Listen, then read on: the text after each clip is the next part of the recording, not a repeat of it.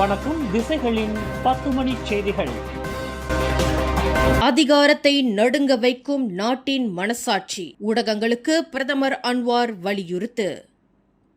எல்லைகளற்ற செய்தி பரவல் மிகுந்த இந்த நவீன யுகத்தில் ஊடகங்கள் உண்மையை மட்டுமே உரக்க சொல்ல வேண்டும் என்று பிரதமர் டத்தோஸ்ரீ அன்வார் இப்ராஹிம் வலியுறுத்தியுள்ளார். இன்று மே 29ஆம் தேதி நாடு முழுவதும் தேசிய பத்திரிகையாளர் தினம் கொண்டாடப்படும் வேளையில் ஊடகங்களின் பங்கு வெறும் செய்திகளை வழங்குவது மட்டுமல்ல, அவை நாட்டின் ஜனநாயகத்தை வலுப்படுத்தும் இரும்பு தூணாக செயல்பட வேண்டும் என்று அவர் சுட்டிக்காட்டியுள்ளார். அதிகாரத்தை சீர்தூக்கி பார்க்கும் நாட்டின் உண்மையான மனசாட்சியாக நேர்மையுடனும் துணிச்சலுடனும் ஊடகவியலாளர்கள் தொடர்ந்து பணியாற்ற வேண்டும் என்றும் பிரதமர் தனது வாழ்த்து செய்தியில் கேட்டுக் கொண்டுள்ளார்.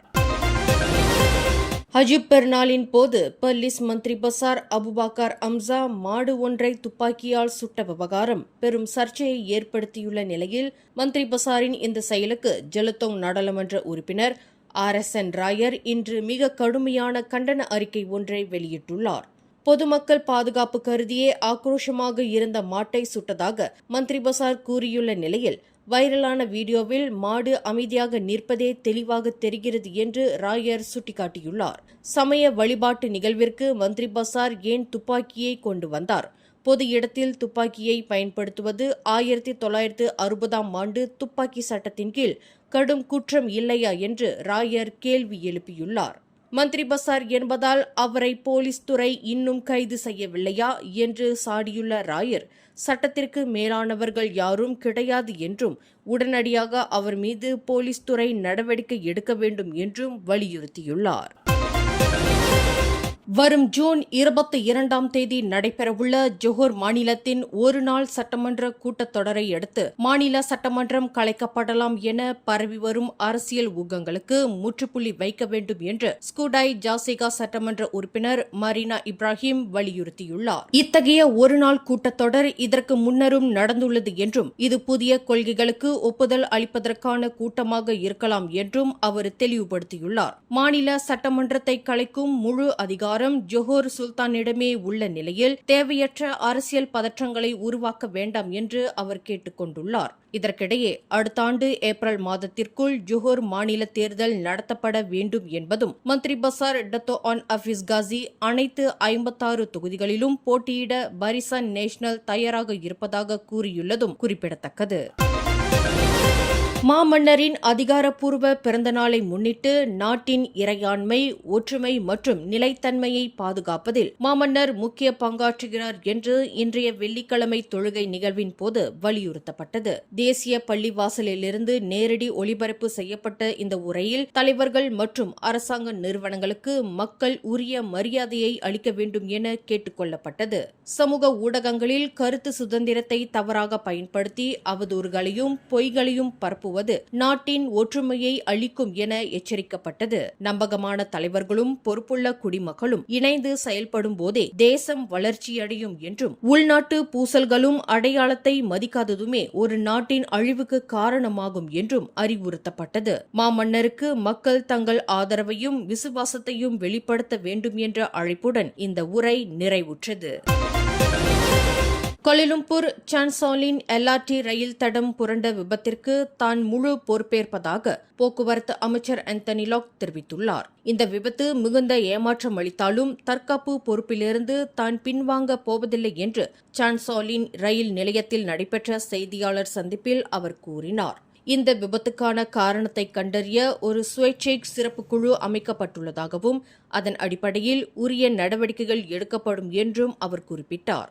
இதுபோன்ற சம்பவங்கள் நடக்கும் போதெல்லாம் பதவியை ராஜினாமா செய்வது தீர்வல்ல என்றும் பொறுப்பு என்பது சரியான நடவடிக்கைகள் எடுக்கப்படுவதை உறுதி செய்வதை என்றும் அவர் விளக்கமளித்தார். மேலும் பிராசரணா நிறுவனத்திற்கு போக்குவரத்து அமைச்சின் ஆதரவு தொடர்ந்து வழங்கப்படும் என்றும் பயணிகளின் பாதுகாப்பை உறுதி செய்ய அனைத்து முயற்சிகளும் மேற்கொள்ளப்படும் என்றும் அமைச்சர் உறுதியளித்தார்.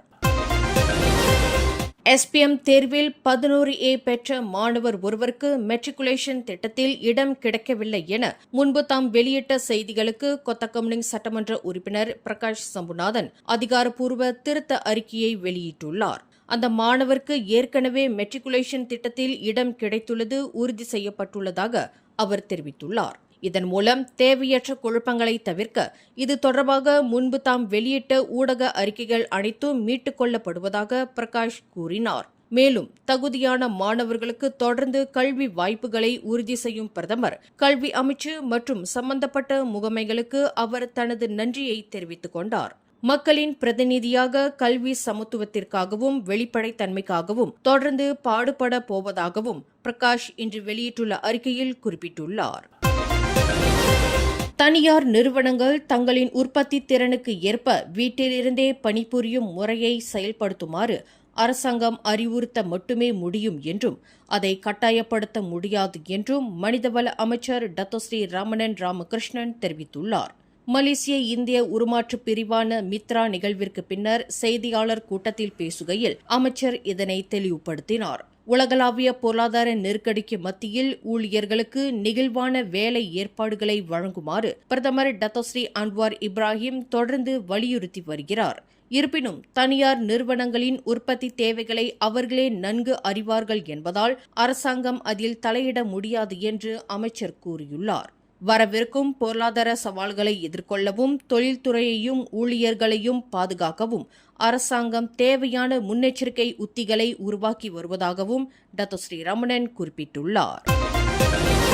மலேசிய அரசியலமைப்பின் கீழ் சபா மாநிலத்திற்கு வழங்கப்பட வேண்டிய 40% நிதி உரிமை மற்றும் சிறப்பு மானியம் குறித்த தெளிவான விளக்கம் நாளை சபாவில் அறிவிக்கப்படும் என்று பிரதமர் டத்தோஸ்ரீ அன்வார் இப்ராஹிம் தெரிவித்துள்ளார். பத்துவில் உள்ள பள்ளிவாசல் ஒன்றில் இன்று வெள்ளிக்கிழமை தொழுகையை முடித்த பின்னர் பிரதமர் செய்தியாளர்களிடம் இதனை தெரிவித்தார். மலேசிய ஒப்பந்தம் 1963 படி சபாவின் இந்த 40% நிதி உரிமையை நடப்பு கூட்டரசு அரசாங்கம் ஏற்றுக்கொண்டுள்ள நிலையில் இதற்கான புதிய மானிய விகிதம் இந்த ஆண்டே அமல்படுத்தப்பட வேண்டும் என்று சபா ஆளும் கட்சியான கூட்டணி கட்சியான GRS உறுதியாக கூறியுள்ளது. கடந்த கால அரசாங்கங்கள் இந்த உரிமையை மறுத்திருந்த வேளையில் தற்போதைய பிரதமர் அன்வார் தலைமைத்துவத்தின் கீழ் இந்த வரலாற்று சிறப்புமிக்க உரிமை நிலைநாட்டப்படும் என்று சபா தலைவர்கள் நம்பிக்கை தெரிவித்துள்ளனர்.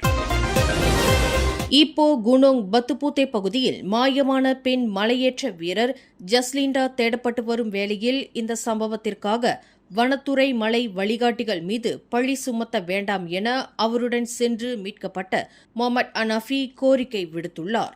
கடந்த மே 23 14 பேர் கொண்ட குழுவினர் இப்பயணத்தை தொடங்கினர். வழியில் ஹனாஃபிக்கு நெஞ்சுவலி மற்றும் வாந்தி ஏற்பட்டதால் அவரும் ஜஸ்லிண்டாவும் வழிகாட்டியான அஃபீஸ் என்பவரும் ஒரு முகாமில் தங்க நேரிட்டது.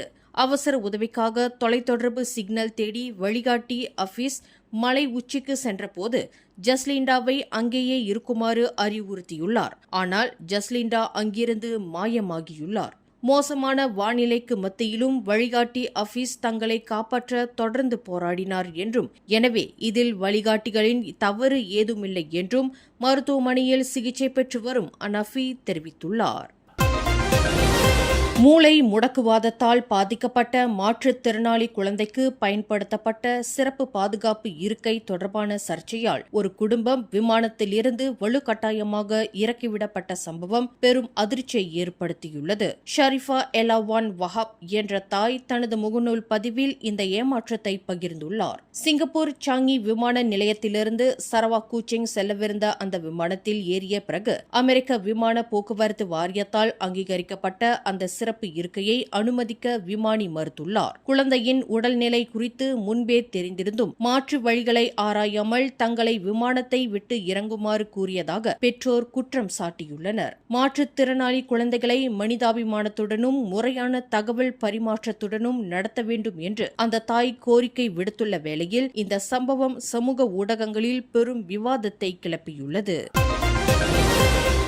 மலாக்கா பொக்கோமாங்கா பகுதியில் உள்ள கடைவீடு ஒன்றில் மர்மமான முறையில் மெத்தையில் சுற்றப்பட்ட நிலையில் அழுகிய சடலம் ஒன்று கண்டெடுக்கப்பட்டுள்ளது பெரும் பரபரப்பை ஏற்படுத்தியுள்ளது. வாடகைதாரரை தொடர்பு கொள்ள முடியாததால் உரிமையாளர் வீட்டை சோதனையிட்ட போது வீசிய துர்நாற்றத்தை அடுத்து இந்த சடலம் கண்டறியப்பட்டது. வரவேற்பறையில் சுருட்டி வைக்கப்பட்டிருந்த மெத்தையினுள் இரு கைகளும் கட்டப்பட்ட நிலையில் சடலம் இருந்ததால் இது திட்டமிட்ட கொலை என போலீசார் சந்தேகிக்கின்றனர். பாதிக்கப்பட்ட நபர் இறந்து 2 வாரங்கள் முதல் 1 மாதம் வரை ஆயிருக்கலாம் என முதற்கட்ட விசாரணையில் தெரியவந்துள்ளது. இச்சம்பவம் தொடர்பாக இந்த வீட்டை வாடகைக்கு எடுத்த பெண்ணின் 40 வயது மகனை போலீசார் சந்தேகத்தின் பேரில் கைது செய்துள்ளனர். கைது செய்யப்பட்ட நபர் ஷாபு போதைப்பொருள் பயன்படுத்தியதும் அவர் மீது ஏற்கனவே 7 குற்ற வழக்குகள் இருப்பதும் உறுதியாகியுள்ளது.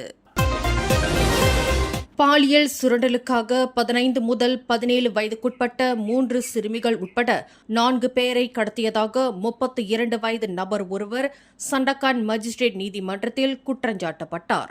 சூ ஞக் ஷெங் என்ற அந்த நபர் கடந்த மே 14 அன்று சண்டகானில் உள்ள ஒரு ஹோட்டலில் இக்குற்றத்தை புரிந்ததாக நீதிமன்றத்தில் தெரிவிக்கப்பட்டது. சம்பவத்தன்று போலீசார் நடத்திய நள்ளிரவு சோதனையில் 4 பேர் மீட்கப்பட்டதுடன் சந்தேக பேர் வழியும் கைது செய்யப்பட்டார். மாஜிஸ்ட்ரேட் நூர் ஃபைசா ஜஃப்ரி முன்னிலையில் நிறுத்தப்பட்ட அந்த நபரிடம் எந்தவொரு வாக்குமூலமும் பதிவு செய்யப்படவில்லை. அவருக்கு பிணை வழங்க மறுத்த நீதிமன்றம் இந்த வழக்கை செஷன்ஸ் நீதிமன்றத்தில் விசாரணை செய்வதற்காக ஜூன் 15ஆம் தேதிக்கு ஒத்திவைத்துள்ளது. மேலும் செய்திகளை தெரிந்து கொள்ள கீழே இருக்கும் பெல் பட்டனை அழுத்துங்கள். உங்கள் மகிழ்ச்சியை வெளிப்படுத்த லைக் மற்றும் ஷேர் செய்யுங்கள். தொடர்ந்து திசைகளோடு இணைந்திருக்க சப்ஸ்கிரைப் செய்யுங்கள்.